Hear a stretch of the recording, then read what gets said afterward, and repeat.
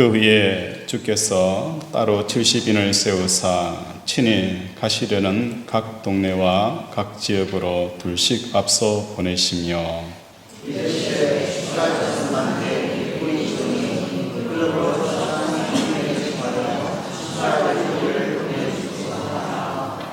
갈지어다 내가 너희를 보냄이 어린 양을 이리 가운데로 보낸가 같도다.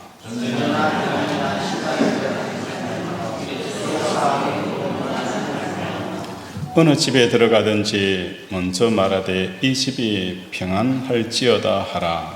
만일 평안을 받을 사람이 그에 있으면 그의 평안이 그에게 머물 것이요 그렇지 않으면 너에게 돌아오리라. 아멘. 예수님께서 제자들을 세상에 파송하심을 두고 3절에 이렇게 말씀합니다. 갈지어다 내가 너희를 보냄이 어린 양을 이리 가운데로 보낸 것 같다라고 말씀합니다. 이리 가운데 어린 양을 보내면 어떻게 될지는 뻔한 뻔입니다. 속수무책이라는 단어가 있습니다. 이 뜻은 손을 묶어 놓아서 어떤 상황에 대응할 수 없는 이 상태를 속수무책이라는 것입니다. 이 가운데 던져진 어린 양의 그 형국은 문자 그대로 속수무책이라는 거예요. 아무것도 할 수 없도록 손발을 꽁꽁 묶어 놓고 어떤 상황을 대처하라라고 내어놓는 것이 바로 오늘 본문의 내용과 같다는 거예요. 더 심각한 것은 4절에 전대나 배낭이나 신발을 가지지 말며라고 말씀을 합니다. 4절 하반부에는 아무에게도 문안하지 말라라고 말씀까지 하신다는 거예요. 여기서 문안이라는 것은 인사를 말합니다. 사람이 왜 인사를 합니까? 관계를 열기 위해서 인사를 한다는 것입니다. 다시 말해서 인간관계를 잘 하기 위해서 사람들은 뭘 하는 거예요? 인사를 하고 문안을 하는 것입니다. 문안을 할 때에 당신을 통하여서 내가 문안하는 그 내용이 뭡니까? 당신을 통하여서 내가 조금 더 건강하기를 원합니다. 당신을 통하여서 내가 조금 더 부자가 되어지기를 원합니다. 당신을 통하여서 내 자녀이 형통해지기를 원합니다. 우리는 문안의 그 모든 내용은 당신을 통하여서 내가 좀 잘 되기를 원하는 그 목적을 담고 있다는 것입니다. 예수님께서는 이런 문안도 하지 말라. 우리의 생각대로라면 전대나 배낭이나 신발뿐만 아니라 지팡이를 챙겨서라도 자기를 보호할 수 있게 하는 모든 만반의 준비를 해야 하는 것이 당연하다는 거예요. 그럼에도 불구하고 그렇게 하지 말라라고 말씀을 하는 것입니다. 왜 이렇게 살벌한 일을 시키시는 이유가 무엇 때문일까? 누가복음 9장 1절에 보면 먼저 12 제자들을 파송합니다. 그리고 오늘 본문에서는 70인 제자를 파송하게 되었습니다. 12 제자를 파송하는 이 사건과 70인을 제자를 파송하는 이 사건은 진정한 파송의 의미를 담고 있는 게 아닙니다. 하나의 예를 들어서 파송의 예행 연습을 하고 있습니다. 이 연습을 통하여서 앞으로 일어날 진정한 파송의 의미를 밝혀주고자 우리에게 오늘 이 말씀을 주신다는 것입니다. 진정한 파송은 예수 십자가 사건 뒤에 이루어지게 되어집니다. 예수님께서 세상으로부터 버림을 받으시고 십자가에 죽으시고 부활하시고 성천하신 이후에 오순절 성령님이 이 땅에 임하고 나서 그때 제자들에게 뭘 하는 거예요? 땅끝까지 이르러 내 증인이 되라라고 사도행전 1장 8절에서 말씀하고 있다는 거예요. 그때 제자들이 예수님의 십자가에 죽으시고 부활하시고 성천한 이후에 그 제자들이, 파송받은 제자들이 뭘 하게 되어지는 거예요? 진짜 정인의 삶을 살아가게 되어진다는 것입니다. 파송의 특징은 무엇입니까? 예수님의 몸으로 함께하는 그 모든 생활이 끝나게 되어져요. 진정한 파송의 특징은 파송받은 제자들이 우리에게 주어져 있는 것은 오직 뭐밖에 없는 거예요? 예수의 이름밖에 없다는 거예요. 이미 예수님은 십자가에 죽으시고 부활하시고 성천하여 하나님 우편에 계시기 때문에 몸으로 대하는 예수님을 만날 수가 없어요. 그런데 파송받은 그 제자들은 몸으로 계신 예수님과 동행하는 것이 아니라 예수 이름으로 세상을 향하여 나아가게 되어진다는 것입니다. 예수 이름만 가지고 파송받은 자들의 삶의 모습은 어떠할까? 오직 예수 이름을 가지고 살아가는 사람들은 귀신들이 주 예수의 이름으로 쫓겨나가는 놀라운 역사가 일어난 거예요. 파송받은 제자들의 삶의 현장에 주 예수의 이름으로 뭘 하게 되어지는 거예요? 귀신이 쫓겨나갔다는 거예요. 귀신이 쫓겨나갔다는 이 말씀은 무슨 의미입니까? 사단과 세상의 영향력으로부터 완전히 벗어난 삶을 살아간다는 거예요. 사단의 사역의 특징이 뭘까? 사단의 사역의 특징은 다른 게 아니에요. 우리의 마음을 하나님에게로 올라가지 못하도록 이 땅에 집착하게 하는 거예요. 사람에게 집착하고 환경에 집착하고 이런저런 여건에 집착하여서 우리의 마음을 하나님께 올리지 못하도록 공중 권세자가 되어져서 우리의 모든 것들을 막는 것이 뭡니까? 사단의 가장 중요한 핵심의 사역이라는 거예요. 그런데 사단이 떠나갔다, 귀신이 떠나갔다, 예수 이름으로 떠나갔다는 것은 예수 이름은 우리로 하여금 뭘 하는 거예요? 이 세상에 묶여있는 모든 결박을 풀어주는 이름이 예수 이름이라는 거예요. 사람에 묶여 살아가는 사람들이 얼마나 많이 있습니까? 사람에 묶여 살아가는 사람들이 얼마나 많이 있고 환경과 여건에 묶여가는 살아가는 사람들이 얼마나 많이 있는 거예요.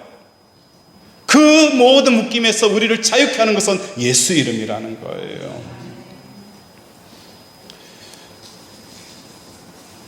앞장에 나타나 있는 것처럼 예수님께서는 너희는 세상에 뭐라고 표현하고 있는 거예요? 세상에 빛이다, 소금이다 라고 말씀합니다. 빛이라는 것은 등불을 이야기합니다. 사람들은 저마다 각자의 뭘 가지고 있는 거예요? 불을 밝히는 등불과 똑같다는 거예요. 우리의 마음이 등불을 비유하면 이 우리의 마음은 심지와 같은 거예요. 이 심지에서 기름이 묻어서 그 기름의 불빛을 비추는 거예요. 오늘 저와 여러분의 마음 속에 그 마음의 심지에 젖어 있는 그 기름이 뭔가? 어떤 사람은 자녀로 그 심지가 젖어 있는 거예요. 자녀에 대해서 걱정하고 염려하고 자녀가 잘 되어야 될 텐데 잘 되면 잘 된 대로 못 되면 못 되는 대로 온통 자녀의 기름으로 그 심지에 붙어서 그 불이 자녀의 불로 밝히는 사람들이 있는가 하면 어떤 사람은 사업에 마음이 젖어가지고 온통 젖어서 뭐예요? 그 사업의 불꽃을 밝히는 사람이 있다는 거예요. 오늘 우리는 어떤 사람입니까? 주를 따르고 주님의 일을 통하여서 파송되어지는 사람들은 우리의 심령에 자녀의 기름이 묻어있는 것도 아니고 사업에 기름이 묻어있는 것도 아니고 환경과 여건에 기름이 묻어있는 것도 아니고 오직 예수의 이름으로 기름이 묻어있을 때에 세상의 등불이 되어지는 저와 여러분이 되어지기를 원합니다. 우리의 모습은 세상으로 온통 젖어 있는 거예요. 선한 사마리아 비유를 통하여서 어떤 한 사람이 예수님에게 찾아옵니다. 어떻게 하여야 영생을 얻을 수 있겠습니까? 라고 질문을 합니다. 그러면서 그 사람을 향하여서 내 이웃이 누군가에 대한 답변을 합니다. 예수님의 답변 속에서 담겨져 있는 비밀은 뭔가? 이때까지 우리는 이웃을 사랑하여야 될 그 주체를 강도 만난 사람을 도와주는 선한 사마리아 사람을 우리는 동일시한 거예요. 강도 만난 사람에게 이웃을 사랑할 수 있는 그 주체와 동일시하는 것은 선한 사마리아 사람이 바로 내가 이웃을 사랑하는 그 주체로 이해를 한 거예요. 그런데 우리는 분명히 아셔야 합니다. 자녀에게 물들어 있는 내가 하나님을 사랑할 수 있고 이웃을 사랑한다는 건 말이 안 돼요. 돈 때문에 물이 들어서 있는 내가 하나님을 사랑하고 이웃을 사랑한다? 안 되는 거예요. 우리의 동일시해야 될 주체는 누구냐? 강도 만난 사람을 치료해주는 선한 사마리아 사람이 아니라 나는 어떤 사람이에요? 강도 만난 사람이라는 것을 우리는 동일시해야 되는 거예요. 그러면서 뭘 해야 되는 거예요? 이방인, 사마리아 사람, 어찌 보면 예수님의 모습과 똑같다는 거예요. 유대인들의 입장에 봤을 때에 사마리아 사람은 개처럼 여겼어요. 혐오하였습니다. 미워하였습니다. 마치 원수로 대하였습니다. 이분이 누굽니까? 이사야에서는 그분은 연한 숭 같아서 흠모할 만한 것이 아무것도 없었고 우리도 그를 싫어하여 고개를 돌렸다라고 표현합니다. 아무도 예수님의 손길을 받아들이지 않은 거예요. 오늘 이 땅에 우리는 어떤 사람입니까? 나는 강도 만난 사람입니다. 자식에게 내 마음을 온전히 다 빼앗겼습니다. 사업에 내 마음을 온통 다 빼앗겨서 하나님 앞에 올려드릴 마음조차 없는 사람입니다. 상황과 여건에 내 마음을 온통 빼앗겨서 하나님 앞에 마음을 올려드릴 수 있는 여건이 하나도 없는 사람입니다. 나는 강도 만난 사람입니다. 그러면서 뭐예요? 선한 사마리아의 그 사람의 손을 붙잡는 거예요. 나를 긍휼히 여겨주세요. 나를 불쌍히 여겨주세요. 강도 만나서 아무것도 할 수 없는 사람입니다. 나를 불쌍히 여겨달라고. 이렇게 고백하는 것이 뭘 말하는 거예요? 예수 이름을 가진 자들의 삶의 특징입니다. 예수 이름을 알게 되어지면 우리는 강도 만난 자라는 것을 깨닫게 되어지는 것입니다. 두 번째로 예수 이름을 가진 자들의 특징이 무엇입니까? 우리 17절 한번 읽어보도록 하겠습니다. 17절 시작.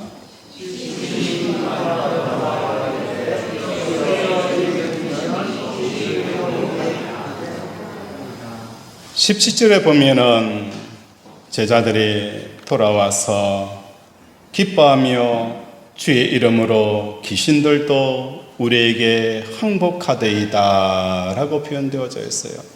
제자들의 삶 가운데 기쁨이 넘치게 되어진다는 것입니다. 하늘의 기쁨을 품고 땅을 살아가는 그 모습이 예수 이름을 가진 자들의 삶의 특징이라는 것입니다. 하늘의 기쁨을 둔다는 것은 기쁨의 이유가 하늘에 있다는 것입니다. 우리는 이것을 절대 기쁨이라고도 칭하기도 합니다. 절대라는 이 한자의 풀이는 끊어질 절자와 마주할 대로서 마주대함이 끊어진 것이 절대라는 것입니다. 다시 말해서 오늘 우리의 상황에 끊어져 있는 상태가 절대라는 거예요. 다시 말해서 절대 기쁨이라는 것은 어떤 상황과 끊어져 있음에도 불구하고 넘치는 그 기쁨이 절대 기쁨이라는 거예요. 이런저런 문제 앞에서도 그 문제가 끊어질 때에 그 문제와 상관없이 우리에게 뭘 하는 거예요? 넘치는 기쁨이 절대 기쁨이라는 것입니다. 절대 기쁨은 이 세상의 입장에서 보자면 이유를 찾을 수 없는 기쁨입니다. 이 세상에 보았을 때에 그 사람이 왜 기뻐하는지, 그 사람이 왜 웃고 있는지, 웃고 있는 이유를 아무리 찾아도 찾을 수가 없다는 거예요. 저 사람이 왜 저렇게 싱글벙글거릴까? 얼굴이 왜 그렇게 미소 띈 얼굴이 되어질까? 무슨 좋은 일이 있을까? 남편이 사업에 성공했느냐? 자녀들이 좋은 대학에 들어갔느냐? 땅을 샀느냐? 아니라는 거예요. 아무것도 없는데 얼굴이 생글생글 웃는 거예요. 이게 뭡니까? 절대 기쁨이라는 거예요. 절대 기쁨. 세상과 상황과 끊어져 있으면서도 넘치는 그 기쁨. 이것이 예수 이름을 가진 자들의 삶의 특징이라는 것입니다. 19절에 보면 내가 너에게 뱀과 청가를 밟으며 원수의 모든 능력을 제할 권능을 주셨으니 너희를 뭐 할 자가 없다는 거예요? 해칠 자가 결코 없느니라 라고 표현합니다. 여기서 이 말씀을 표면적으로 받아들이게 되어지면 몸에 상해를 입히지 않을 것이다. 어떤 사람도 어떤 존재도 너희의 몸에 상처 하나 내지 못할 것이다 라고 그렇게 오해할 수가 있어요. 이러한 표면적 이해로는 스테판 집사의 순교 사건을 도저히 이해할 수가 없어요. 스테판 집사는 사람들에게 돌맷질을 당하고 이마에 피가 흐르고 또한 팔다리가 찢겨져 나가는 그 고통 속에서도 뭘 하는 거예요? 그 얼굴이 천사의 얼굴과 같이 되어졌더라. 비록 그는 돌에 맞아 죽어가는 상황 가운데서도 결코 스테판을 해칠 수 없느니라. 마음속에는 어떤 것도 그 심령을 해침을 당하지 않는 놀라운 역사가 일어나는 겁니다. 우리의 신앙은 이때까지 육신의 상처를 입지 않는 것으로만 생각한 거예요. 예수 이름을 가진 사람들은 그 마음에 어떤 것도 해침을 당하지 않는다는 거예요.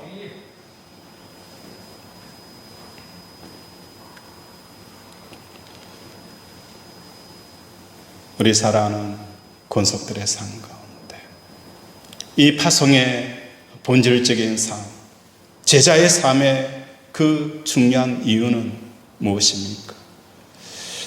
그것은 파송의 의미를 우리가 조금 더 깊이 이해하게 되어지면 발견할 수가 있습니다.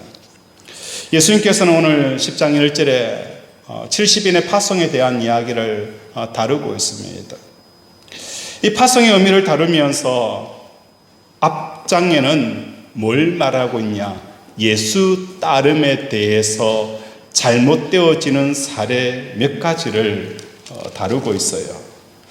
우리 57절, 9장 57절 우리 한번 읽어볼까요? 9장 57절 시작.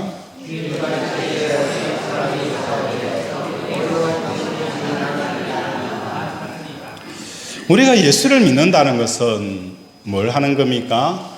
예수를 따라가는 겁니다. 예수님을 따르는 것이 예수 믿는 거예요. 교회를 다니고 성경책을 들고 예배당에 오는 것이 예수 믿는 것이기도 하지만 진짜 예수 믿는 거는 예수님을 따라가는 거예요. 이 따름에 대한 이야기를 누가는 말씀을 합니다. 그런데 많은 사람들이 예수를 따라가겠다는 거예요. 57절에 보면 길 가실 때에 어떤 사람이 여짜오되 어디로 가든지 나는 따라오리이다. 지금 예수님이 길 가는 그 길은 어떤 길인 거예요? 예루살렘을 향하여 가는 거예요. 오병이의 기적을 행하시고 죽은 자를 살리시고 귀신을 쫓아내며 각종 질병을 고치신 그 예수님이 이제 예루살렘으로 올라간다는 것은 사람들의 생각에는 야, 이제 예수님께서 이스라엘의 왕이 되겠구나. 그 길 가운데 한 사람이 이렇게 이야기합니다. 당신이 어디로 가든지 내가 따라가겠습니다. 그러니까 예수님께서 그 따름이 잘못되어진 사람에게 이렇게 이야기합니다. 여우도 굴이 있고 공중의 새도 집이 있으되 인자는 머리 둘 곳이 없다. 네가 왜 따르는지, 네가 따르려고 하는 목적은 58절에 나타나 있는 것처럼 집이라는 거예요. 안식처라는 거예요. 평안처라는 거예요. 위로처라는 거예요. 바람과 비를 막아줄 수 있는 그 쉼의 공간, 그걸 위해서 예수를 따르겠다는 거예요. 그런데 예수님께서는 뭐예요? 나를 따라온다는 것은 나 집 없어. 나 집 없어. 우리 이종세 목사님이 개척교회 하실 때에 이런 사례를 설명을 하셨어요. 열심히 전도하는데 다른 교회 어떤 분이 오셔서 이런 이야기를 하더래요. 우리 교회 오면은 집 삽니다. 우리 교회 오셔야 됩니다. 우리 교회 오시는 분들 다들 집을 다 사셨어요. 그렇게 전도를 하더라는 거예요. 예수 믿으면 집을 사는 것. 예수님께서 답변은 뭐예요? 나 믿어도 집 사는 거 아니야. 그 말씀이 오늘 이 말씀이잖아요. 여우도 굴이 있고 공중에 새도 집이 있을 때 인자는 머리 둘 곳이 없다는 거예요. 왜? 우리 예수님의 집은 이 땅의 집이 아니라 하늘나라의 집이기 때문이라는 거예요. 예수 따름을 잘못 알고 따라가는 이 사람, 그 다음에 또 누가 있습니까? 아버지를 장사하고 따라갈라. 그때 예수님께서 이 아버지를 장사하는 것을 하지 말라라고 한 게 아니에요. 그때 당시에 이 장사라는 것은 아버지가 몸이 아파서 돌아가실 것 같으니까 부모님을 잘 공략하고 돌아가시고 나서 뭘 하는 거예요? 그때 예수를 따르겠다는 거예요. 우리 예수님은 순위가 2차로 밀렸을 때에 우리 하나님을 만날 수 있는 게 아니에요. 우리가 예수를 만날 수 있는 특징은 뭡니까? 우리의 삶에 1순위가 예수가 되어질 때에 예수를 만나는 거예요. 자녀보다도 하나님을 1순위를 둬야 하나님을 만나는 역사가 일어나는 거예요. 자기의 상처보다도 하나님을 1순위에 두어야 하나님을 만나는 역사가 일어나는 거예요. 우리 하나님은 2순위로 두어서 만날 수 있는 분이 아니에요. 사업을 1순위에 두고 하나님의 이름을 부른다고 해서 하나님을 만나는 게 아니에요. 사업보다도 하나님을 1순위로 두어야 하나님이 우리에게 찾아오시고 만남의 역사가 일어나는 거예요. 너희는 먼저 그의 나라와 그의 의를 구하라. 먼저 1순위가 되어져야 된다는 거예요. 1순위가 되어질 때에 하나님께서 내가 너를 만나리라, 너를 찾아오리라, 너를 구원하리라, 너를 건지리라. 이 경험을 하는 여러분이 되어지기를 원합니다. 예수 따름에 잘못되어져 있는 사람, 이 땅에 내가 집을 마련하고 또한 이 땅의 관계에 연연해 있는 이 따름은 예수를 잘못 따라간다는 거예요. 그러면서 우리에게 말씀하는 이 파송의 핵심은 하나님의 주체성이 움직여가는 세상을 만들기 위한 존재로 우리를 세웠다는 것입니다. 봄이 되어지면 매화꽃이 핍니다. 얼어붙었고 낙엽이 떨어진 산에 진달래가 창꽃이 핍니다. 파란파란 잎사귀가 그 마른 가지를 뚫고 피어납니다. 이건 뭘 말하는 겁니까? 겨울 속에 있던 그 식물들이 하나님께서 이제 꽃을 피워라, 잎을 피워라. 그러면 그 주위에 있던 매화가 뭘 하는 거예요? 꽃을 피우는 거예요. 추위를 뚫고 꽃을 피우는 것은 하나님의 주체성을 그대로 꽃이, 매화꽃이 반영하는 거예요. 이 아름다운 세상, 이 아름다운 세상, 하나님의 주체성이 이 땅을 온통 덮고 있는 그 아름다운 산들을 보는 거예요. 그런데 사람들은 뭡니까? 하나님을 외면한 채 스스로 하나님의 역할들을 하는 주체성 자가 되어져 버린 거예요. 그래서 스스로 판단하고 생각하고 계획하고 소원하고 추진하고자 하였던 것입니다. 그런 동안 하나님의 이 주권과 주체성은 나의 삶의 영역으로부터 들어오지 못한 채 막혀버렸습니다. 예수님께서 회당에 들어가실 때에 손 마른 자가 있었어요. 안식일 날 손 마른 자가 회당에서 예배를 드리고 있었어요. 안식일 날 예배는 뭘 말하는 거예요? 하나님의 임재예요. 하나님의 임재가 안식일 날 회당에서 이루어지고 있는데 그 자리에 오른손 마른 사람이 있었어요. 다시 말해서 이 말씀은 뭐예요? 하나님의 임재는 오늘 우리를 통하여서 하나님께서 하시고자 하는 그 창조의 사역을 우리를 통해서 뭔가 손으로 만드시기를 원하고 하시기를 원하는데 그 속에 오른손이 말랐다는 것은 뭘 말하는 거예요? 하나님의 창조 사역이 막혀버렸다는 거예요. 막혀버려서 예배를 드리고 있지만 여전히 하나님이 그 사람을 통하여서 하나님의 창조의 사역을 일어나지 못하는 그 현장을 예수님께서 고발하고 계시는 거예요. 오늘 이 자리에 하나님의 영이 임하기를 원합니다.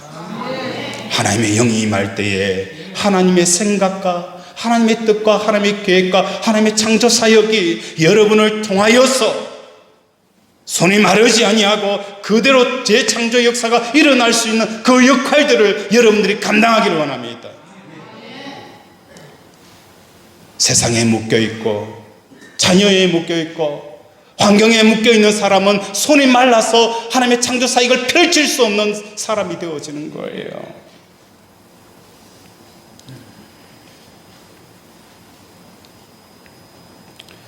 자녀들에게 어머니가 필요하다라고 여길 수 있겠지만 본문 말씀을 두게 되어지면 사실 자녀들에게 어머니가 필요한 게 아닙니다. 이 말을 다시 말한다면 자기의 생각을 가진 어머니는 자녀에게 도움을 줄 수 있는 일은 없다는 것입니다. 오히려 세상 사람들이라면 어머니 때문에 자녀가 망쳐질 확률이 더 높다는 것입니다. 어느 청소년 설문조사에서 설문지를 조사했습니다. 당신의 인생에 가장 불행하게 하는 사람이 누굽니까? 라고 설문지를 돌렸더니 80%가 누구를 적었느냐? 엄마를 적었어요. 엄마가 자기 인생을 불행하게 한다는 겁니다. 주체성을 자기 어머니의 생각을 가지고 있는 그 어머니가 자녀를 행복하게 하는 것이 아니고 성공을 이끄는 것이 아니고 자녀를 불행하게 하고 자녀를 실패하게 하는 그 근원적인 주체가 누굽니까? 주체성을 가진 어머니라는 거예요. 자기의 생각을 가진 부모라는 거예요. 오늘 이 땅에 우리에게 필요한 것은 뭡니까? 하나님의 생각이 필요한 때예요. 우리의 생각이 아니에요. 우리 인생을 행복하게 하기 위해서 우리의 생각과 우리의 주체성이 아니에요. 여러분 자신을 보셔야 돼요. 내가 과연 행복한가? 내가 진정 기쁜가? 이때까지 살아오면서 한 번도 그 모든 주체성을 하나님께 내어드린 적이 있었어요. 내가 다 관리했잖아요. 하나부터 끝까지 모든 것을 계획하고 철저하게 준비하고 살았어요. 그렇다면 여러분 행복해야 되잖아요. 여러분 웃음이 가득해야 되잖아요. 오히려 얼굴은 웃음이 사라져 버린 거예요. 하나님께서 우리에게 말씀합니다. 파송되어지는 사람들에게 있어서 전대나 배낭이나 지팡이나 어떤 사람도 무난하지 말라. 그리고 내가 너희를 보냄이 이리 가운데 양으로 보낸다. 우리가 아무것도 그 순간 위급한 순간 가운데 아무것도 할 수 없는 그 존재로 남아있는 것, 이것이 너희의 인생을 구원하는 길이다. 이때까지 우리는 어떻게 살아온 거예요? 이리로 살아왔잖아요. 늑대로 살아왔잖아요. 호랑이로 살아왔어요. 곰으로 살아왔어요. 소처럼 살아왔어요. 열심히 일했어요. 그런데 우리는 성공하지 못했어요. 행복하지가 않아요. 기쁘지가 않아요. 우리에게 뭘 말하는 거예요? 이제는 호랑이로 살지 마라. 곰으로 살지 말고 소처럼 살지 말고 양으로 살아라. 아무것도 할 수 없는 양. 그런데 어떤 역사가 일어나는 거예요? 양은 사자처럼 위험을 감지하고 싸울 수 있는 힘이 없어요. 사슴처럼 어떤 상황이 생기면 빨리 도망갈 수도 없어요. 도망 느린 고슴도치는 위험한 상황이 생기면 털을 비쭉비쭉 세웁니다. 양은 아무것도 할 수 없어요. 그런데 한 가지 할 수 있어요. 목자를 부를 수 있다는 겁니다. 목자를 부른다는 겁니다. 내가 양으로 남아있는 순간, 내가 끝까지 양으로 남아있는 순간 하나님께서 양의 음성을 듣고 목자가 임하는 역사가 일어나게 되어지는 거예요. 양이 우는 소리를 듣고 목자 되신 하나님께서 우리에게 찾아오는 역사가 일어나게 되어지는 거예요. 여러분의 상황에 양으로 있다가 곰으로 돌변하고 싶은, 얼굴이 마치 두 얼굴 가진 사나이처럼 곰으로 돌변하고 싶은 상황이 생길 때에도 여러분 뭐로 남아있어야 되는 거예요? 양으로 남아있어야 됩니다. 곰으로 돌변하고 싶은 상황이 생기더라도 여러분은 여전히 양으로 남아있어야 됩니다. 전대나 지팡이나 배낭을 쥐고 싶을 때도 여러분은 여전히 그 모든 것들을 내려놔야 됩니다. 왜 그렇게 해야 되느냐? 그리할 때에 하나님의 임재가 역사하기 때문이라는 것입니다. 주여, 나는 아무것도 할 수 없습니다. 하나님께서 임재해 달라는 하나님의 손길을, 하나님을 향하여 손을 내미는 저와 여러분이 되어지기를 바랍니다. 복음성가 가운데 사랑의 손길이 있습니다. 이 사랑의 손길을 부르며 우리는 양입니다. 하나님, 이 손을 잡아 우리를 건져달라고 이 찬양 함께 하도록 하겠습니다.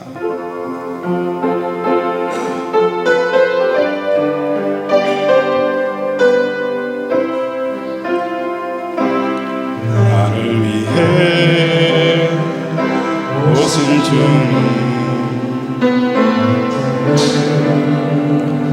위하여서 내 병정들에게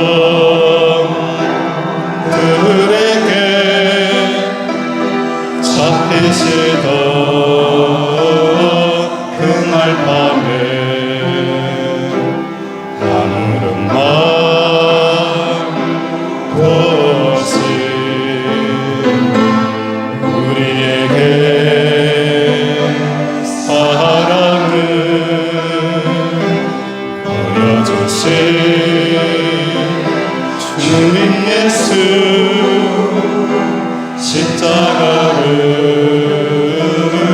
지셨네. 그러나 언젠가 주님을 부인하며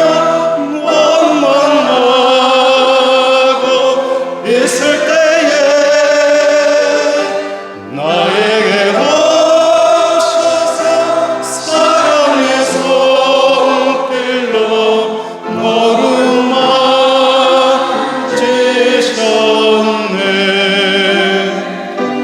거절할 수 없어, 외면할 수 없어 주님의 그 손을 잡았었고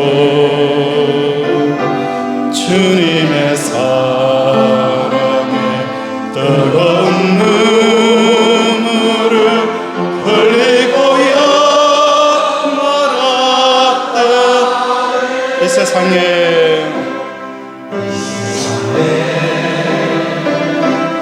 오신 주님, 나의 우리의 죄를 위하여서 로마 등정 삼각칼에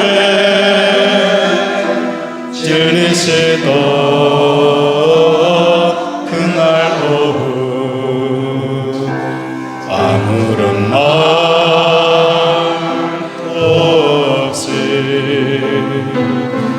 우리에게 평안을 약속하신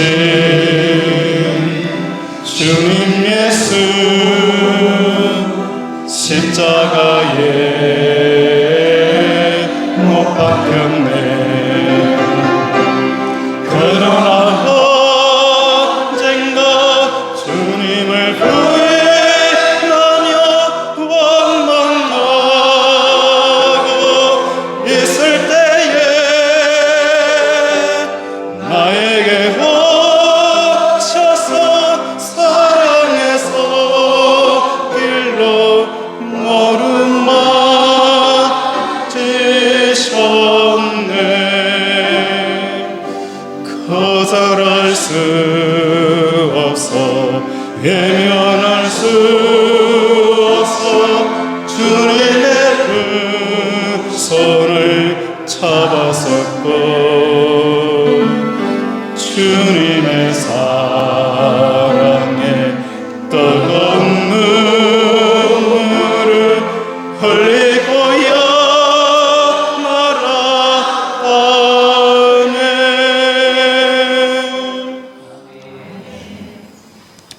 오늘 우리 주님이 이 세상이 험한 것 왜 모르겠습니까? 전대나 지팡이나 배낭이나 이것도 주고 저것도 주고 우리를 풀무장시켜서 세상을 향하여 가라라고 할 수 있습니다. 그런데 우리 인생을 살아오면서 우리는 풀무장을 하고 살아왔어요. 이것도 저것도 준비하고 갖추었어요. 그런데 과연 여러분이 세상을 이겼습니까? 세상을 이기고 살아갑니까? 사람 때문에 짓눌리고 환경 때문에 짓눌리고 이런저런 것 때문에 짓눌리며 살아간다는 거예요. 이제는 우리에게 주시는 대안은 뭐예요? 가진 것 다 내려놓고 양으로 살라는 거예요. 내가 너의 목소리를 듣겠다. 너의 기도를 듣겠다. 너의 신음 소리를 듣겠다. 그리고 하나님께서 임재하시겠다는 거예요.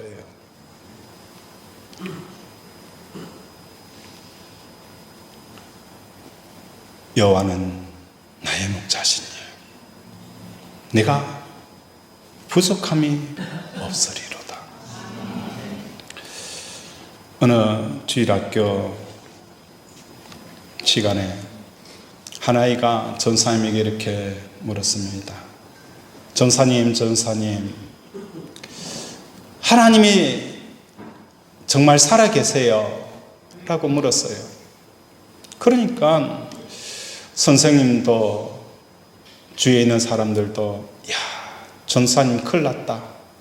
잘못 대답했다가는 쪽팔릴 텐데 큰일 났다 생각한 거예요. 그때 전사님이 이렇게 아이에게 이야기했어요. 아이 이름을 부르면서 애야, 너는 미국에 가봤니? 안 가봤어요. 근데 미국이란 나라가 있어? 그러니까 네, 있어요. 너는 한 번도 가본 적이 없는데 어떻게 미국에 있는 줄 아니? 지도에서 나와 있어요. 텔레비에서 봤어요. 그래서 미국이라는 나라가 있어요. 그렇단다. 하나님 나라의 지도는 성경이란다. 그리고 우리는 가보지 못하였지만 하나님의 나라가 있고 하나님이 살아계신다는 것을 우리는 알 수 있단다. 그렇게 아이에게 답변을 한 거예요. 근데 더 중요한 것은 뭡니까? 하나님의 나라는 성경을 통해서 아는 게 아니라 나를 통해서 세상 사람들이 하나님의 나라를 알게 해야 합니다. 저는 여러분 앞에서 이렇게 서서 설교할 수 있는 사람이 아니에요. 원래는 굉장히 사람들 앞에 서는 걸 두려워해요. 두려워하고 말하는 것을 좋아하지 않고 혼자 있는 걸 좋아합니다. 어쩌다 보니까 여기까지 왔는데, 그죠? 어쩌다 보니까 여기까지 왔는데, 왜 이렇게 왔을까? 하나님께서 나에게 뭐예요? 주시는 은혜라는 거예요. 내가 여기에 서 있는 것도 뭐예요? 나를 통해서 여러분이 하나님이 살아계시는 것을 보게 되어지는 거예요. 말도 못하고 사람들에게 수준 많고 서는 걸 두려워했던 내가 이 자리에 서 있다는 것은 하나님께서 살아계시고 하나님의 나라가 있기 때문이라는 거예요. 오늘 우리 살아가는 권속들의 삶 가운데 진짜 제자로 파송되어지는 사람은 어떤 사람입니까? 세상에 얽매이지 않는 자예요. 이게 진짜 예수를 따라가는 거예요. 예수님은 예루살렘으로 마지막으로 어디로 간 거예요? 가버나움에서, 그죠? 예루살렘으로 가고 그 예루살렘에서 하늘로 성천하신 거예요. 제자들은 예루살렘에서 또 다른 지역으로 예수님을 쫓아가려고 하니까 더 이상 쫓아가지 못하는 거예요. 우리 예수님처럼 이제 이 세상에서 로켓처럼 발사되어져서 하나님에게로 나아가는 그 예수님을 쫓아가는 저와 여러분이 되어지기를 주님의 이름으로 축원을 드립니다. 말씀을 생각하며 함께 기도하기를 원합니다. 하나님, 진짜 예수를 따라간다는 것은 수평적으로 예수님을 동선을 따라가는 게 아니라 어느 순간 예루살렘에서는 끝이 나고 그 순간에 하늘로 올라가는 것처럼 우리 살아가는 곳에서 간 사람 한 사람이 예수 십자가 붙들고 마음을 하나님께 올려드리는 이 삶을 살아가게 하시고 더 나아가서 제자의 삶을 살게 해달라고 주여 한번 부르면서 기도합니다. 주여! 아버지 우리를 위해서 여기오셔서 제자의 삶을 보십니다. 아버지 제자의 삶을 보십니다. 아버지 예수를 따라가고 제자의 삶을 살아간다는 것은 세상 중심에서 내 중심에서 하나님 중심으로 세상 밖으로 나가는 것입니다. 오늘도 이러한 우리 권속들의 삶을 살게 하시고 아버지 하나님 더 깊이 만나는 아버지의 인격적인 만남을 이루기 위해 아버지의 가장 소중한 보물들을 다 팔아 값진 진주를 살 수 있는 우리 권속들 되게 도와주시옵소서. 하나님 아버지, 예수 따라가는 제자의 삶은 하나님에 대해서 지식적으로 아는 게 아닙니다. 인격적으로 하나님을 만나고 체험하고 동행하는 것입니다. 제자의 삶을 살아간다는 것은 알면 알수록 우리를 세상 중심에서 나 중심에서 세상 밖으로 하나님 중심으로 무게 이동이 되어지는 것이 제자의 삶입니다. 우리 권속 한 사람 한 사람 아버지 이러한 삶을 살아가게 하여 주시옵소서. 오늘도 우리를 말씀으로 치료하신 하나님, 우리의 아픈 곳에 믿음으로 손을 얹습니다. 그가 찔면 우리의 허물 때문이요 그가 상함은 우리의 죄악 때문이라. 그가 징계를 받음으로 우리는 평화를 누리고 그가 채찍에 맞음으로 우리는 나음을 받았도다. 나의 영혼이 죄 사함받은 것처럼 나 육신의 모든 허물과 죄도 사함받았음을 예수 이름으로 주의 이름으로 선포하노라. 예수 그리스도 이름으로 명한다. 치장하면 치유될지어다. 디스크 치유될지어다. 피부병, 관절염, 뇌부종, 우울증, 조울증, 혈관병, 갱년기, 부인불면증, 불안증 각종 암은 예수 그리스도 이름으로 명하노니 깨끗하게 치유될지어다. 절시는 치유될지어다. 이름 모르는 통증은 나을지어다. 두려움아 떠나갈지어다. 사방에 오게 사하면 떠나갈지어다. 하나님, 오늘도 우리 사랑하는 권속들의 묶인 결박을 풀어주시옵시고 얼굴에 기쁨을 돌려주시고 혀 속에 불평 원망이 아닌 감사가 넘치게 하여 주시옵소서. 예수님 이름으로 기도드립니다. 아멘.